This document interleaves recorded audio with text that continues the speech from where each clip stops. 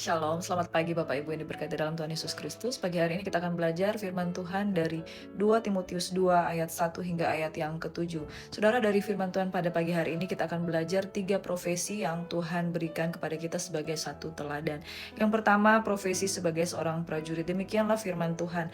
Ikutlah menderita sebagai seorang prajurit yang baik dari Kristus Yesus. Seorang prajurit yang sedang berjuang tidak memusingkan dirinya dengan soal-soal penghidupannya, supaya dengan demikian ia berkenan dengan komandannya. Pertanyaannya, apakah saudara dalam kehidupan kita tidak butuh satu penghidupan, satu pekerjaan, suatu kebutuhan finansial? Tentu kita memerlukan. Tetapi satu hal yang kita dapat belajar dari seorang prajurit, bahwa dia memiliki dedikasi dan dia memiliki fokus untuk berkenan kepada komandannya. Perilaku inilah yang dapat kita belajar dari seorang prajurit.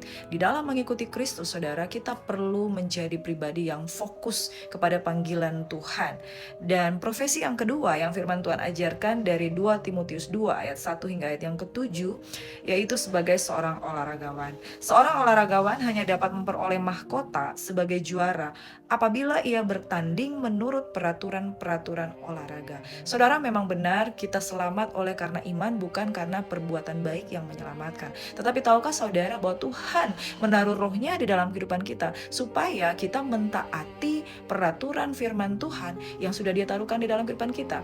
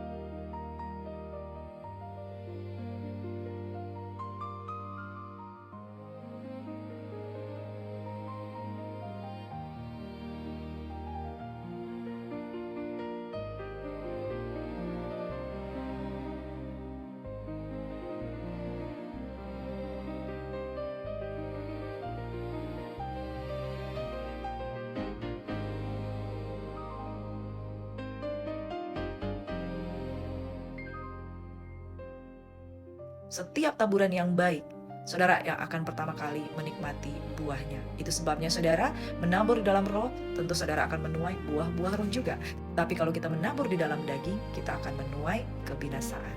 Tuhan memberkati saudara. Shalom. God bless you.